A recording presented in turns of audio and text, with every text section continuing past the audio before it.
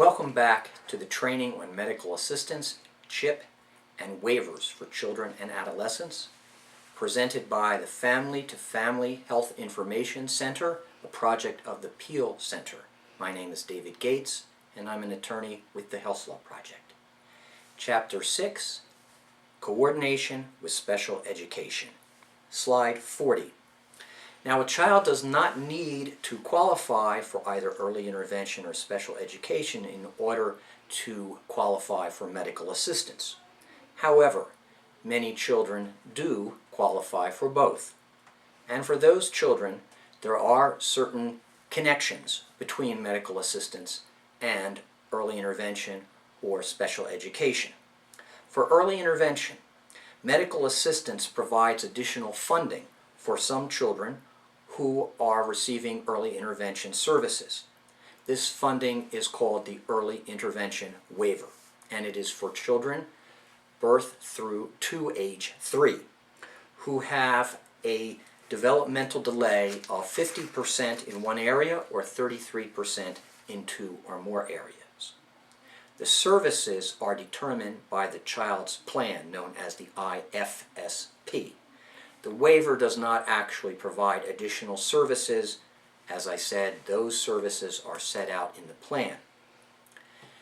The early intervention provider cannot reduce services because the child does not qualify for the waiver. The waiver provides additional funding, but the services are based on the child's need, not the funding.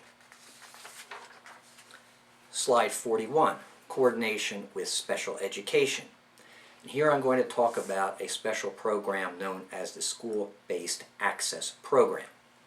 Now, this is a program that provides additional medical assistance funding for school districts and IUs to provide special education services.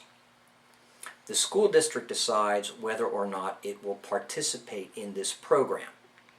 However, the students' services under special education are determined by the child's individual education plan, or IEP, and it is not determined by whether the school participates in school-based access.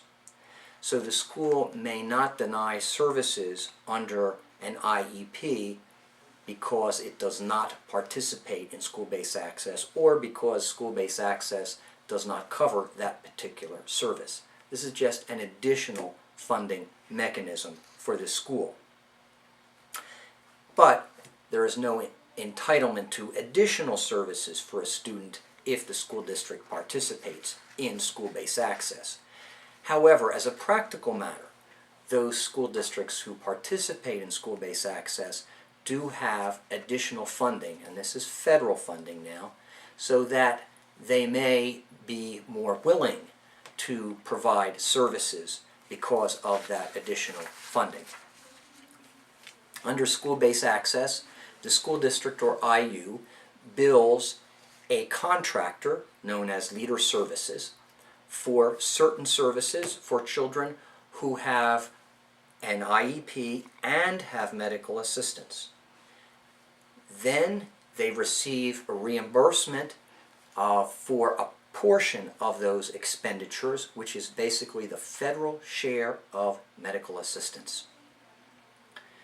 The services that are billed through school-based access, even though they are a form of medical assistance, do not affect the child's eligibility for any other medical assistance covered services. So, for example, if the child is receiving speech therapy in school, and the school is billing that service through school-based access, the family can still use their medical assistance card or their medical assistance HMO to obtain additional speech therapy services for the child outside of school.